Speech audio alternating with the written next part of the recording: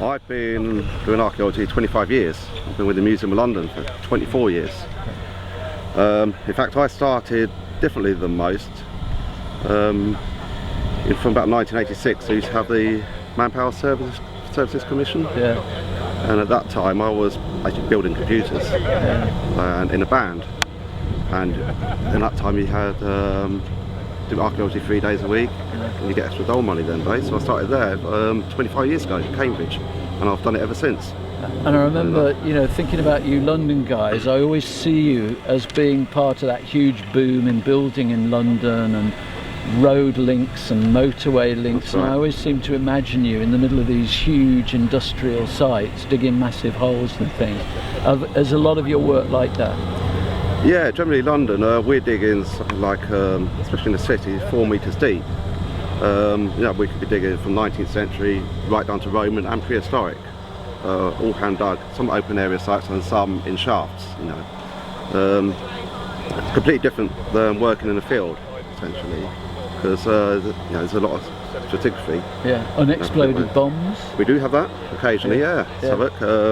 And we have, you know, bomb people come along to monitor the sites.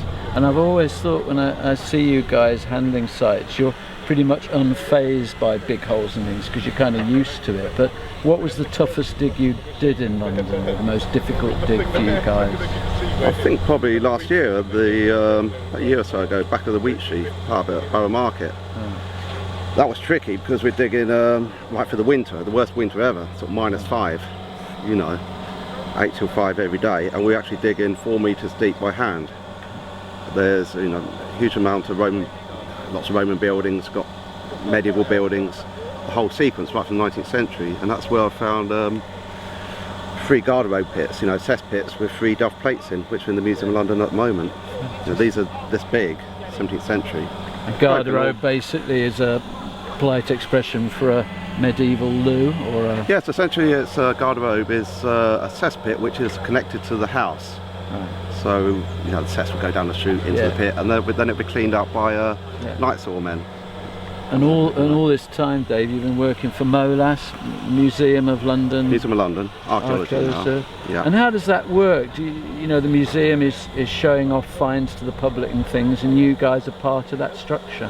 That's right. In fact, the Borough Market site as well, you know, we excavate the plates within a week or so. The conservation glue them together. Now they're in the case. Oh, nice. And now at the museum we have this archaeology in action exhibition. Yeah. So we're actually first one was Shakespeare's Theatre we dug last year, Shoreditch. Yeah. And now we're featuring the Thameslink sites. We have the finds there, videos there. Brilliant. If you've not been to it, I mean, the Museum of London is a fantastic museum to go to. Very well displayed stuff, I think, there, isn't it? They're kind of cutting edge of how to display archaeology, and it's really nice, you know, Dave, talking about them excavating the plates sort of 1 week, and then about 2 or 3 weeks later they're on display and things like that. Yeah, and the public can, you know, essentially see what we dig in, you know, a few weeks previously. And your favourite time team dig, Dave, from the last 9 years? Pick one that you enjoyed, or? Westminster, I like. Yes. Westminster Abbey.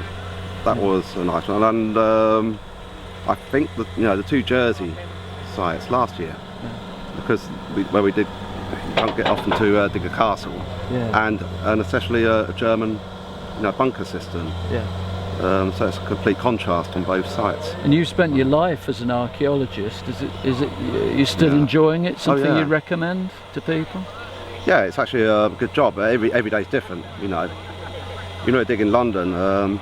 Each site's different. We could dig in Roman one day, and at the moment I'm digging by Holborn. Yeah. There's 19th century furnaces there. We don't always get because it's usually truncated.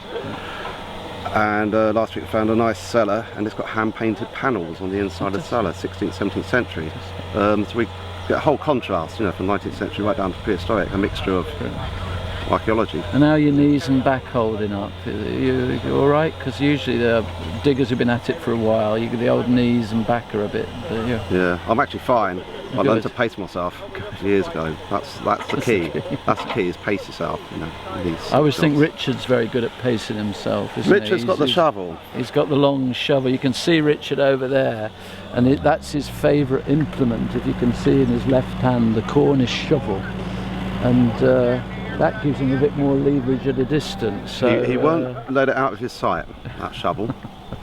No, that's looks like Phil's finding something, so we better get back to the dig. Thanks, Dave. Okay.